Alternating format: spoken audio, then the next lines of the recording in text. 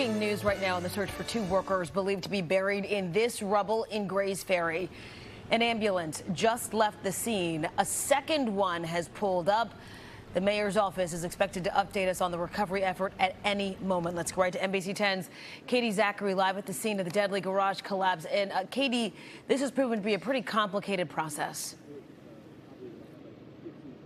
A complicated, painstaking process. Aaron, take a look behind me as we push in to what's happening right now at this early hour. It took the weekend for crews to demolish the parking garage here in Gray's Ferry.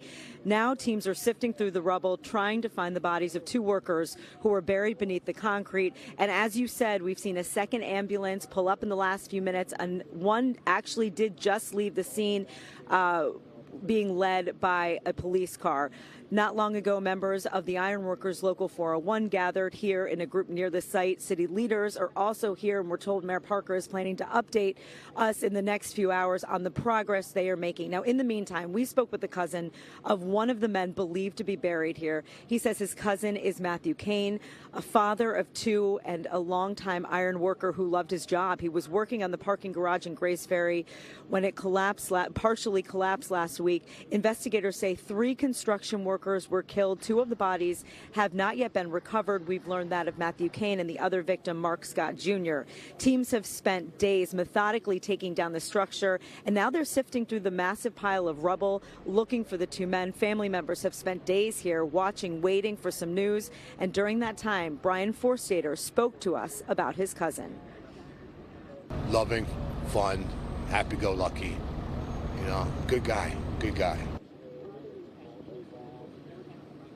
Again, that's Brian Forstater speaking to us about his cousin, Matthew Kane, as we look live here at the demolition site of this parking garage here in Gray's Ferry. Again, city leaders have been on scene this morning, and we are expecting an update on their effort to find the bodies of the 2 iron workers.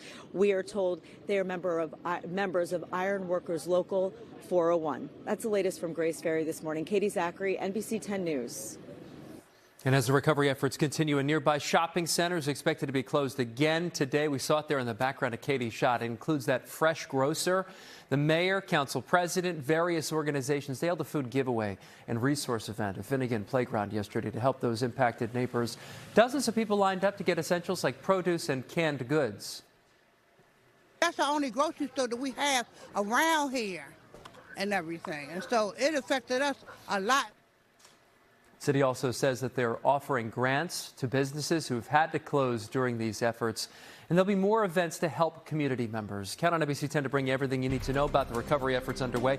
On air, online, and on the free NBC 10 app. We'll send you updates right to your phone as we learn more.